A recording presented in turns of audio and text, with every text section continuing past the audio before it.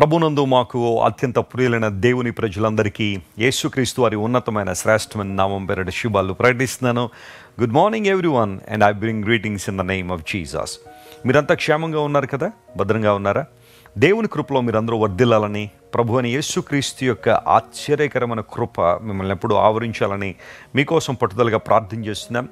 ఆత్మీయ యాత్రలో మీకు కావాల్సిన ప్రతి పరిస్థితిని దేవుడు అనుకూలింప చేయాలని ప్రత్యేక ప్రార్థనలు మీకోసం జరుగుతున్నాయి. ప్రపంచవ్యాప్తంగా విస్తరించి ఉన్న John Wesley ministries prayer partners మీకోసం బలంగా ప్రార్థన చేస్తున్నారు. దేవుని సేవకులంగా మేము కూడా మీ అందరి కొరకు ప్రార్థన చేస్తున్నాం. మా కోసం కూడా మీరు ప్రార్థన చేస్తున్నారని మాకు తెలుసు. Thank you so much for your prayers and support. ప్రతిరోజు ఒక వాగ్దానాన్ని బైబిల్లోంచి మనం వింటూ ఉన్నాం. వాగ్దానాల ద్వారా కావాల్సిన స్ఫూర్తిని మరియు ప్రోత్సాహాన్ని పొందుకుంటూ ఉన్నాం.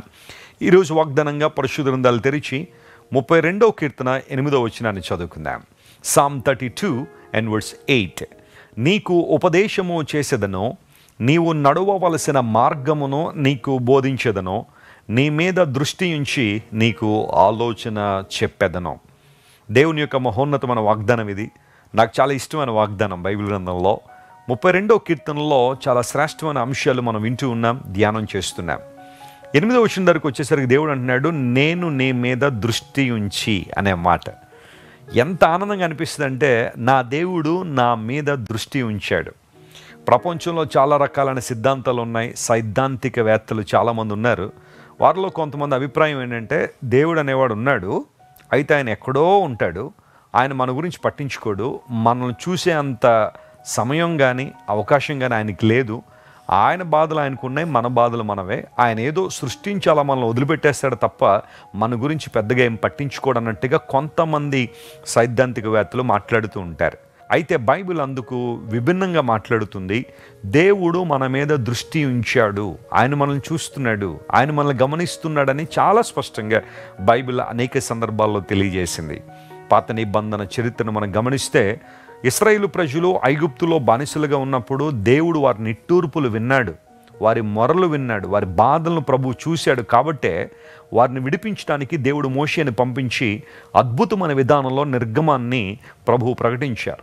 ఇశ్రాయేలు ప్రజలను బయటికి తీసుకొచ్చారు. అనేక సందర్భాల్లో దేవుడు దృష్టి ఉంచడం వలన అనేక మంది జీవితాలు అద్భుతాలు జరిగినట్టుగా లేఖనాల్లో మనం చూస్తున్నాం. ఒకవేళ ఈరోజు నీవు కూడా ఏమోనండి, దేవుడు నన్ను పట్టించుకోవట్లేదండి, ఆయన నా గురించి పెద్ద శ్రద్ధ వహించట్లేదేమో, అలా అయ్యుంటే నాకు ఎందుకు ఈ కష్టాలు, అలా అయ్యుంటే నాకు ఎందుకు ఈ బాధలు అని అనుకుంటున్నావా? దేవుడు నీతోనే మాట్లాడుతున్నాడు.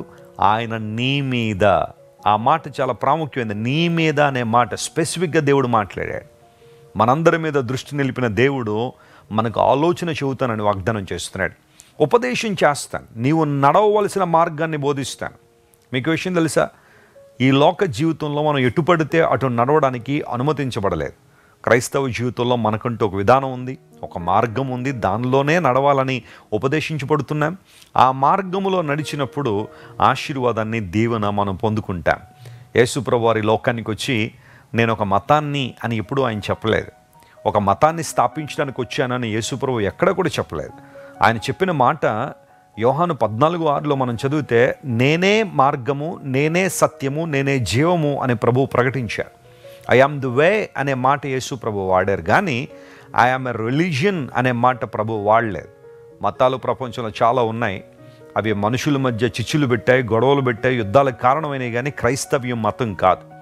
క్రైస్తవ్యం ఒక మార్గము, ప్రభువుని వెంబడించే మార్గం, క్రీస్తు ప్రభువుని అనుకరించే మార్గం, ఆయన్ని అనుసరించే మార్గం. ఈ మార్గంలో నడవాలని మనం బోధించబడుతున్నాం. అయితే ఈ మార్గాన్ని గురించిన బోధ నీకు అందించబడినప్పుడు నువ్వు లోబడితే ఆశీర్వాదాలు ఉన్నాయి, దీవెన ఉంది. యేసయ్య మార్గం జీవపు మార్గం, సత్య మార్గం, నీతి మార్గం, మనందరినీ కూడా ఉన్నతమైన శిఖరాల మీద నిలబెట్టే మార్గం. ఈ మార్గంలో నడవాలని దేవుడు కోరుతున్నాడు. ఎప్పుడైతే మనం దేవుని మార్గాల్లో నడుస్తున్నామో దేవుని ఆశీర్వాదాలు స్పష్టంగా మనం అనుభవిస్తూ ఉంటాం. రాజమహేంద్రవరంలో క్రైస్ట్ వర్షిప్ సెంటర్లో ప్రతి ఆదివారం వేలాది కుటుంబాలు దేవుని ఆరాధించడానికి వస్తున్నారు. ఒక సంఘ ఉద్యోగంగా దేవుడు ఈ రోజున క్రైస్ట్ వర్షిప్ సెంటర్ నిలబెట్టారు. అనేక ప్రాంతాల్లో సంఘ స్థాపన చేస్తున్నాం.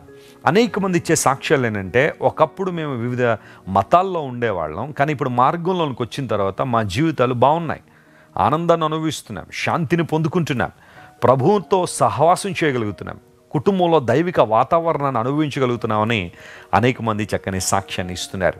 ప్రభునందు ప్రియులరా, దేవుడు మనకు ఉపదేశం చేసేవాడు. ఆయన ఉపదేశాన్ని అంగీకరించినప్పుడు ఆశీర్వాదాలు ఉన్నాయి, ఆయన మాటకు లోబడినప్పుడు దీవెనలు ఉన్నాయి. ఒకవేళ ఈరోజు ఎటు పడితే అటు వెళ్ళిపోతున్న అనుభవాలను ఉన్నావా? గాలికి అటు ఇటు కొట్టబడుతున్న అనుభవాలను ఉన్నావా? అబద్ధ బోధల చేత త్రిప్పబడుతున్న పరిస్థితులనే ఉన్నావా? దేవుడు నీతోనే మాట్లాడుతున్నాడు.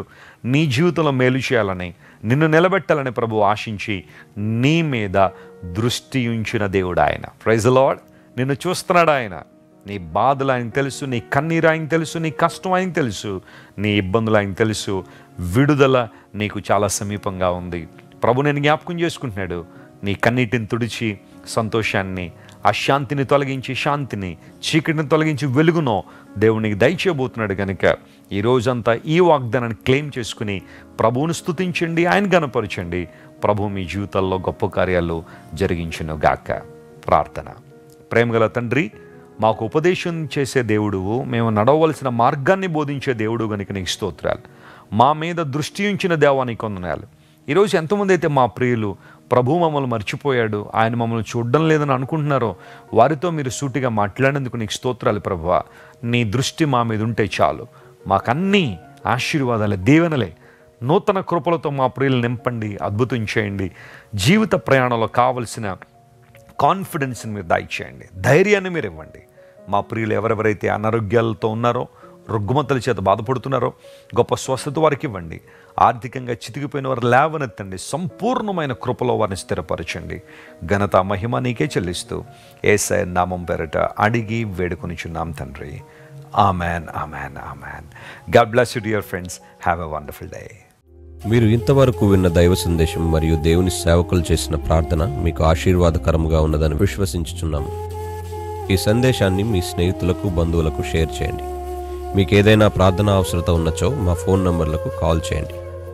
దేవుడు మిమ్మల్ని ప్రేరేపిస్తే విశ్వాసంతో సాగుచున్న ఈ పరిచర్యను ప్రోత్సహించండి. మరిన్ని వర్తమానాలు, పాటలు వినుటకు జాన్ వెస్లీ మినిస్ట్రీస్ అను మా యూట్యూబ్ ఛానల్ను సబ్స్క్రైబ్ చేసుకొనండి. ప్రభువైన యేసుక్రీస్తు కృప మీకు తోడైండును గాక.